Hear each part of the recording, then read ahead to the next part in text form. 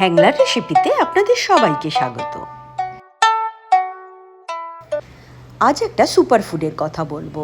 এটা হলো সজনে পাতা। নিশ্চয়ই অনেকেই চেনেন। এটাতে কি নেই? Vitamin A, C, E, calcium, vitamin D, যে কোনো ইনফ্লেমেশন কমাতে সাহায্য করে, হাই প্রোটিন।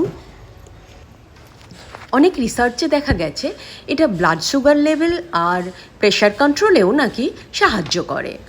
এছাড়াও আরও অনেক উপকারিতা আছে, তাই রোজকার ডায়েটে এটা আমাদের তো রাখাই যায়। আজকে এই সজনে শাক দিয়েই একটা মুখরোচক ভাজা বানিয়ে নেব।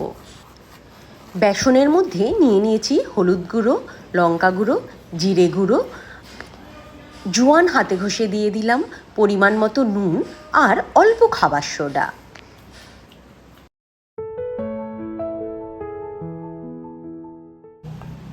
সব মশলাগুলো ভালো করে মিশিয়ে নিতে হবে বেসনের সাথে।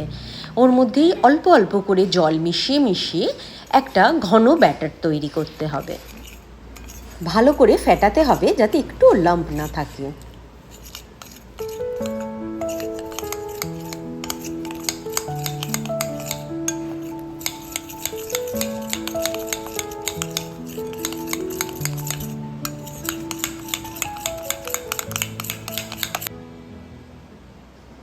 ব্যাটারটার কনসিস্টেন্সি ঠিক এই রকম হবে, না বেশি পাতলা না বেশি মোটা।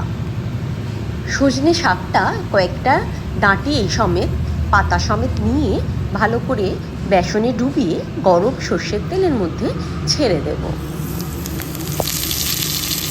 সজনে শাকে কিন্তু একদম উপরে নরম ডাঁটাগুলো সমেত নেবেন, নিচের শক্ত ডাঁটাগুলো নিলে কিন্তু ভালো লাগবে না খেতে।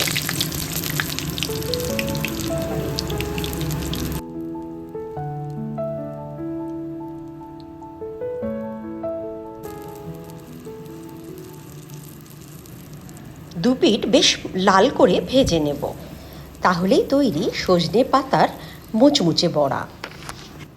এবার এটা আপনি ভাতের সাথেই খান বা সন্ধেবেলা ইভিনিং স্ন্যাক্স হিসেবে দারুণ লাগবে খেতে।